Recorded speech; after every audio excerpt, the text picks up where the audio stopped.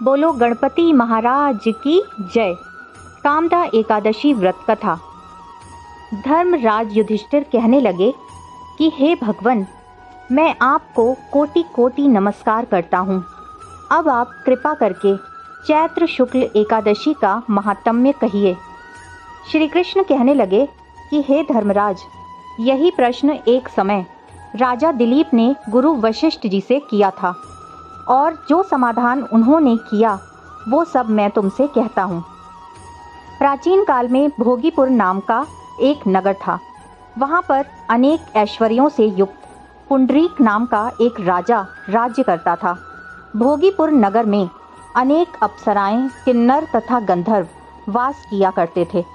उनमें से एक जगह ललिता और ललित नाम के दो स्त्री पुरुष अत्यंत वैभवशाली घर में निवास करते थे। उन दोनों में अत्यंत ही स्नेह था, यहाँ तक कि अलग अलग हो जाने पर दोनों व्याकुल हो जाते थे। एक समय पुंडरीक की सभा में अन्य गंधर्वों सहित ललित भी गान कर रहा था। गाते गाते उसको अपनी प्रिय ललिता का ध्यान आ गया और उसका स्वर भंग होने के कारण गाने का स्वरूप ही बिगड़ गया। ललित के मन में भाव जानकर कारकोट नामक नाग ने पद भंग होने का कारण राजा से कह दिया। तब पुंडरीक ने क्रोधपूर्वक कहा कि तू मेरे सामने गाता हुआ अपनी स्त्री का स्मरण कर रहा है, अतः तू कच्चा मांस और मनुष्य को खाने वाला राक्षस बनकर अपने किए कर्म का फल भोग। पुंडरीक के श्राप से ललित उसी क्षण महाकाय विशाल राक्षस हो गया। उसका मुख अत्यंत भयंकर, नेत्र सूर्य चंद्रमा की तरह प्रदीप्त तथा मुख से अग्नि निकलने लगी। उसकी नाक पर्वत की कंदरा के समान विशाल हो गई और गर्दन पर्वत के समान लगने लगी। सिर के बाल पर्वतों पर खड़े वृक्षों के समान लगने लगे तथा भुजाएं अत्यंत लंबी हो गईं। कुल मिलाकर उसका शरीर 8 योजन के विस्तार में हो गया।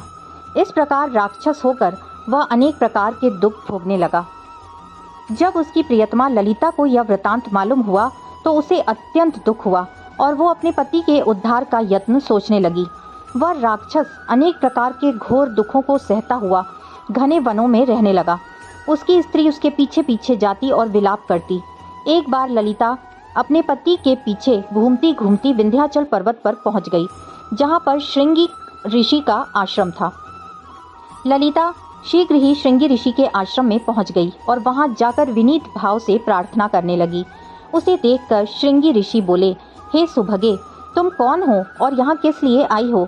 ललिता बोली कि हे मुने, मेरा नाम ललिता है। मेरा पति राजा पुंडरीक के श्राप से विशालकाय राक्षस हो गया। इसका मुझको महान दुख है।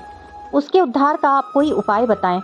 श्रृंगी ऋषि बोले, हे गंधर्व कन्या, अब चैत्र शुक्ल एकादशी आने वाली है, जिसका नाम कामदा एकादशी है।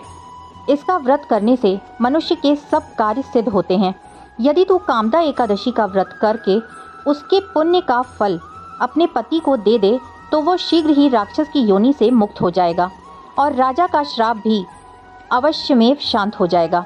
मुनि के ऐसे वचन सुनकर ललिता ने चैत्र शुक्ल एकादशी आने पर उसका व्रत किया और द्वादशी को ब्राह्मणों के सामने अपने व्रत का फल अपने पति को देती हुई भगवान से इस प्रकार प्रार्थना करने लगी, हे प्रभु, मैंने जो ये व्रत किया है इसका फल मेरे पतिदेव को प्राप्त हो जाए, जिससे वो राक्षस योनि से मुक्त हो जाए।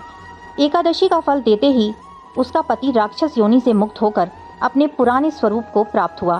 फिर अनेक सुंदर वस्त्राभूषणों से युक्त होकर ललिता के साथ विहार करने लगा।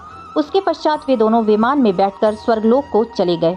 मुनि वशिष्ठ कहने लगे कि हे राजन, इस व्रत को विधि पूर्वक करने से समस्त पापों का नाश हो जाता है तथा राक्षस आदि की योनि से भी मुक्ति मिलती है। संसार में इसके बराबर कोई और दूसरा व्रत नहीं है। इसकी कथा पढ़ने या सुनने से वाजपेयी यज्ञ का फल प्राप्त होता है। कामदा एकादशी व्रत कथा संपूर्णम।